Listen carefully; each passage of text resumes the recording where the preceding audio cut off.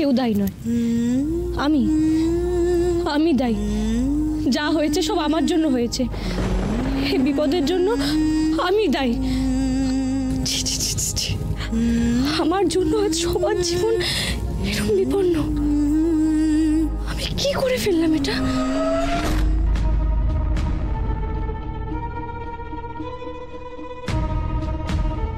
রূপমতি,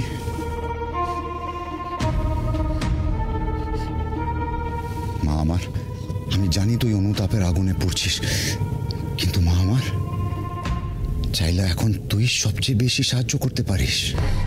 কি করতে হবে আমাকে বলো, তোমরা বলো, বলো না কি করতে হবে আমাকে, আমি সব করতে রাজি আছি। দেখ দিদি, তুই হয়তো নিজেও খুব ভালো করে বুঝতে পারছিস তোর ওপর কোনো অশুভ শক্তির প্রভাব পড়েছে, তার জন্য এই রাজ্যে পরপর এত অঘটন ঘটে চলেছে।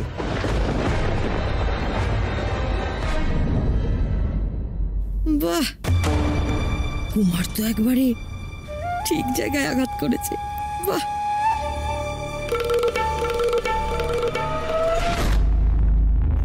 ছি ছি ছি ছি, সিংহাসনের লোভে কুমার এইভাবে রূপমতির মর্মে আঘাত দিচ্ছে। ছি, এই সন্তানকে আমি গর্ভে ধারণ করেছি। আমার মনে হয় তোর এই মুহূর্তে বিয়ে করে অন্য কোনো সুরক্ষিত রাজ্যে চলে যাওয়া খুব প্রয়োজন।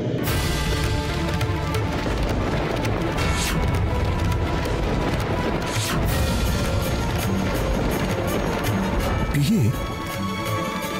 সত্যি কি তাহলে রূপমতির বিয়ে দিয়ে দেওয়াই সঠিক সিদ্ধান্ত হবে? আর এটা শুধু সঠিক নয়, একমাত্র উপযুক্ত সিদ্ধান্ত। এতে তুইও ভালো থাকবি আর এই রূপনগরও ভালো থাকবে।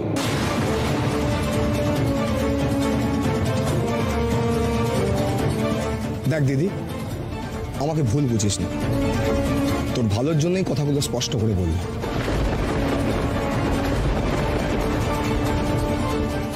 এই দুর্বলতা মহারাজ, রাজকুমারীর জন্য আপনার এই দুর্বলতার জন্য একটা খোখোশ আমাদের রাজ্যে ঢুকে আমাদের অতিথি হয়ে থেকে আমাদেরই রাজপ্রাসাদের মধ্যে ঘুরে ফিরে স্বেচ্ছাচার করে বেরিয়েছে।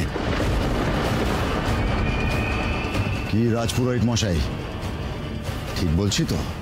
হ্যাঁ, রাজভ্রাতা তো একটু একটু করে মহারাজকে কোণঠাসা করার চেষ্টা করছে।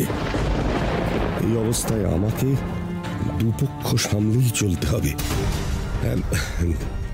না মানে আপাত দৃষ্টিতে সেই রকম মনে হয় বটে, তবে আমার কিন্তু মনে হয় যে একটা কথা আমাদের সকলেরই খেয়াল রাখা উচিত, যে রাজকন্যার বুদ্ধি কিন্তু এখনো অতটা পরিপক্ক হয়নি। রাজকুমারী আমাদেরও প্রিয়, আমরাও তাকে কম স্নেহ করি না, কিন্তু স্নেহে আমি অন্ধ হয়ে যাইনি। আপনি হয়েছেন মহারাজ।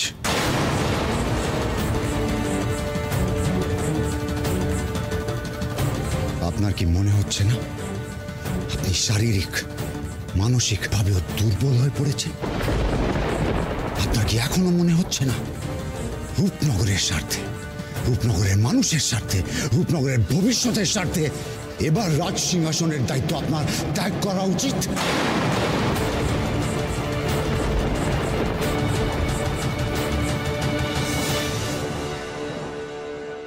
হ্যাঁ হ্যাঁ, আমি তো মানসিকভাবে সিংহাসন ছেড়ে দিতেই চাই, কিন্তু যোগ্য উত্তরাধিকারী না পেলে তো।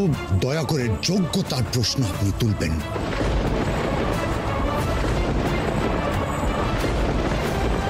আমরা সবাই জানি কুমার এই রাজ্যের পরবর্তী রাজা হবার যোগ্য। আমি এও জানি রাজ্যবাসীও তাই চায়। তাহলে আপনার কিসের দ্বিধা?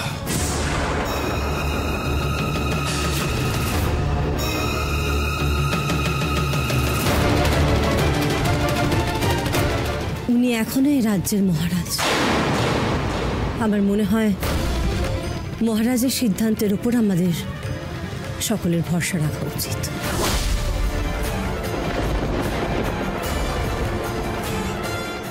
প্রতাপ, আমার আর কিছুক্ষণ সময় চাই। আরো সময়? না মহারাজ,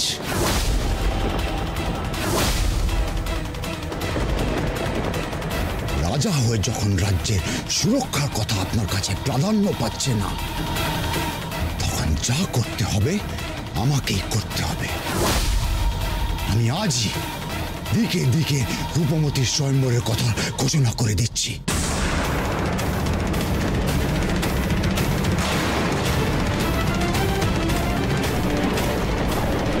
রাজপুরোহিত মশাই, আপনি বিয়ের শুভ মুহূর্ত দেখুন। রূপমতীর বিয়ের পরেই কুমারের রাজ্যাভিষেক হবে।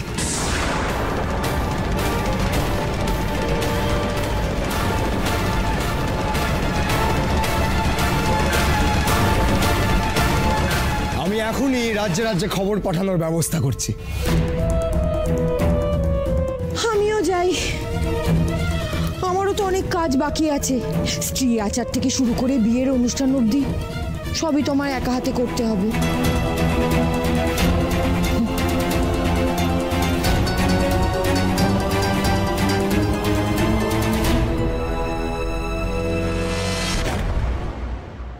সত্যি আমি বুঝতে পারছি না, আমি বুঝতে পারছি না কি করা উচিত, কি করলে রাজ্যের উন্নতি হবে।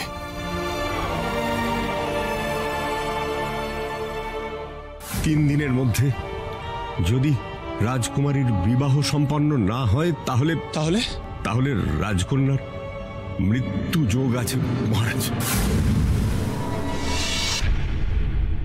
জটিলা, আমি কি বলতে চাইছি সেটা তো শোনো। আদিদেবের ওই গুফায় মহারাজ একা ঢুকবে ঠিক আছে, কিন্তু উনি আমাদের রূপনগরের ভেতরে কেন নিয়ে যাবে? যাবে যাবে,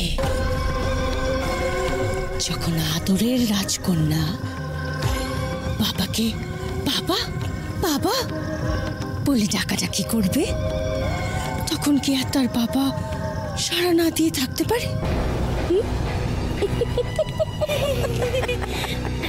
বলছি জটিলা, আমি না এখনো কিচ্ছু বুঝতে পারছি না। রাজকন্যা রাজকন্যা আবার এলো কোথা থেকে জটিলা? আসেনি, আসবে। অপদার্থ, এখন যদি কাজে না আসো আর কবে আসবে? কিন্তু